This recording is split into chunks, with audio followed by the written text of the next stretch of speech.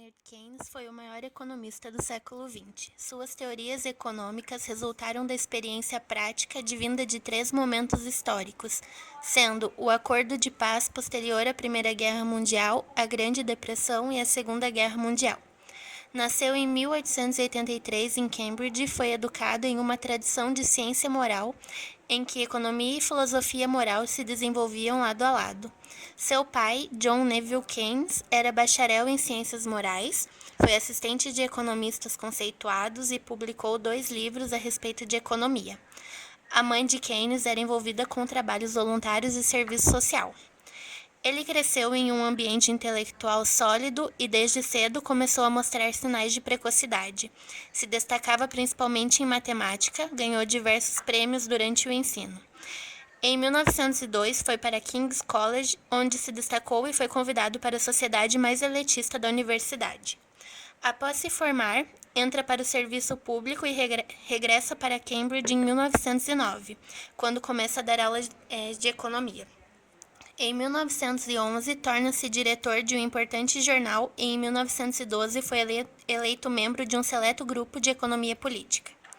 Antes da Primeira Guerra Mundial, Keynes acreditava que a teoria quantitativa clássica da moeda estava correta. Quando a Primeira Guerra se iniciou, estava no Tesouro e logo se tornou o consultor de mais alto nível, influenciando a entrada dos americanos na guerra. Keynes foi promovido a chefe do novo departamento para lidar com questões de finanças externas.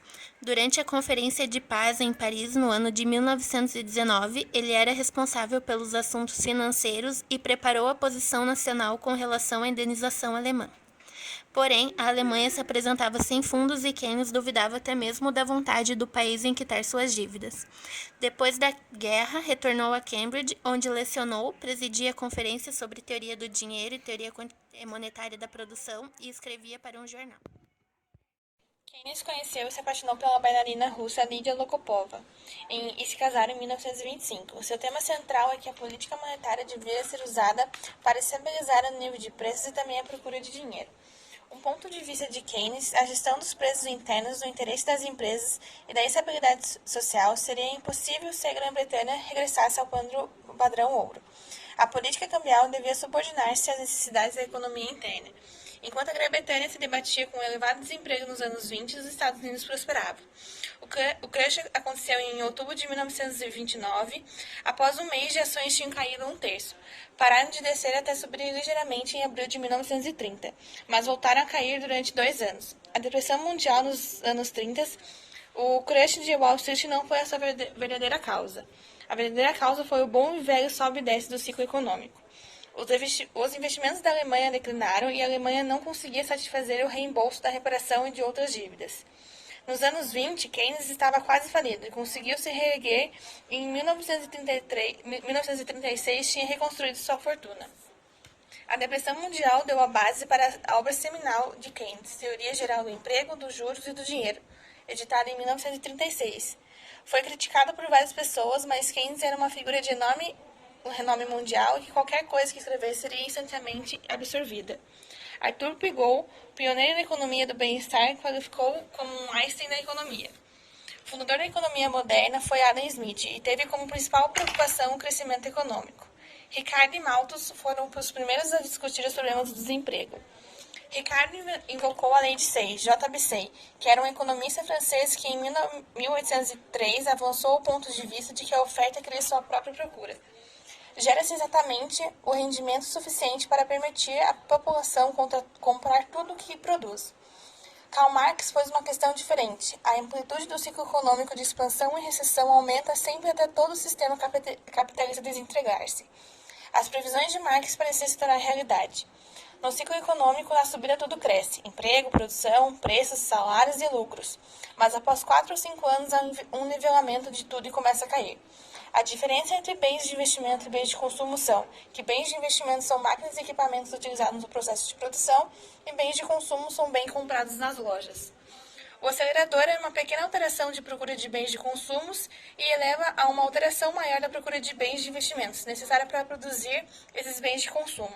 A recessão é, no princípio do acelerador, ao inverso.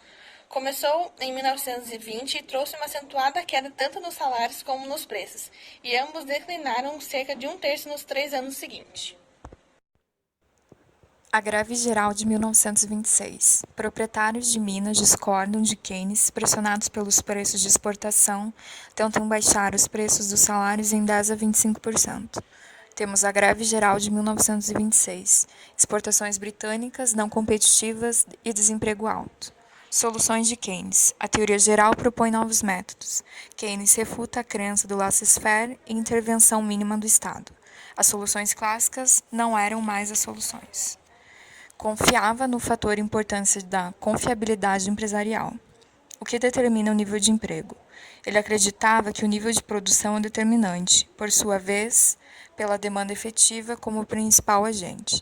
Defendia que as pessoas estivessem empregadas, mesmo com uma remuneração. Casamento entre medidas do governo, baixando as taxas de juros através de programas de investimento público, mas o efeito do multiplicador deveriam então restabelecer o pleno emprego. O que é o multiplicador? Está ligado ao conceito de propensão marginal a consumir, que significa a fração de um aumento individual de gasto no consumo. O efeito multiplicador. Keynes destacava que a propensão marginal a consumir era o recurso de dimensão que mudava o rendimento nacional com o equilíbrio entre a oferta e a produção. A guerra é uma solução. A Segunda Guerra Mundial, entre 1939 e 1945, resolveu o desemprego em todos os países industrializados, visto um aumento maciço da produção, do berço até o túmulo. Reforçado pela publicação do relatório Beveridge em 1942, visando assegurar a seguridade social a todos. Já que os estados se mobilizavam para a guerra, deveriam então ofertar uma paz ainda maior. Keynesianismo em tempo de guerra e depois. A partir da guerra, o governo britânico continuou com a política keynesiana. Durante as décadas de 40 a 60, governos trabalhistas e conservadores usariam várias medidas fiscais e monetárias para manter o pleno emprego, sem causar grandes inflações ou prejudicar a balança de pagamentos. Máximo emprego é o objetivo expresso do governo. O Acordo de Bretton Woods, em 1944. Planejamento dos Estados Unidos e Grã-Bretanha como principais objetivos. Cooperação monetária internacional, níveis altamente sustentados de investimento, um sistema fácil de comércio e de moedas convertíveis, apoio do ouro e das reservas em divisas, equilíbrio dos desequilíbrios de pagamentos de responsabilidade. Investimento internacional pelo FMI, 1945, criação do Banco Mundial. Capitalismo salvaguardando internacionalmente. A característica extraordinária dos planos é que representam a primeira tentativa elaborada e global de conjugar as vantagens da liberdade de comércio contra as consequências do sistema laissez-faire. Nunca esteve tão bom. O keynesianismo proporcionou avanços capitalistas por 25 anos após a guerra. O ciclo econômico foi domesticado pela gestão keynesiana. O desemprego estava em 3,1% e a taxa de crescimento foi de 3,8%. Na publicação do documento Será o Ciclo dos Negócios Obsoleto, discutiu as medidas dos governos keynesianos e seus avanços. Um deles foi a crescente liberação do comércio. Realizou um acordo geral de tarifas que entrou em vigor em 1948. O acordo tinha o papel de conduzir uma série de negociações tarifárias, o qual teve êxito na redução gradual das restrições ao comércio internacional. Keynes defendia a socialização estratégica do investimento. Sempre que possível, encorajava o investimento privado e o público. Os governos que prosseguiram com as políticas keynesianas reconheceram a necessidade de tomar medidas fiscais expansionistas, quando foram confrontados com o colapso da procura. A curva de Phillips. No final dos anos 70, o desemprego e a inflação aumentaram, deslocando assim a curva de Phillips para a direita. As pessoas estavam fartas de Keynes e de Phillips, já que seus ideais não foram úteis para solucionar o desemprego e a inflação. A rejeição de Keynes. O colapso de Bretton Woods e o aumento explosivo dos preços das mercadorias pôs o fim ao crescimento regular. A política keynesiana já não funcionou, dando origem ao monetarismo.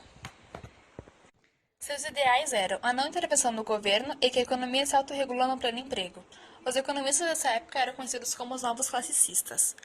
Margaret Thatcher foi a primeira ministra a adotar a política monetarista de redução da oferta da moeda na tentativa de melhorar o lado da oferta. Remédios monetaristas para o desemprego. Acreditavam que a inflação que leva ao desemprego é causada por um excesso da moeda. Então, para reduzir a inflação, o desemprego deve-se reduzir a oferta de moedas.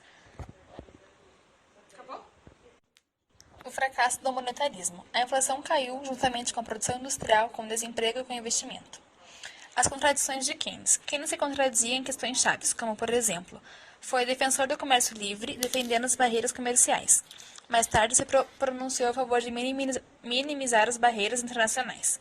O mesmo aconteceu sobre os sindicatos e sobre os investimentos. Mitos sobre Keynes. Ele não tolerava a inflação, não era defensor da afinação, não fazia remendos de curto prazo com a política fiscal, nem tentava eliminar as flutuações do ciclo dos negócios. Não era a favor das atividades de curto prazo.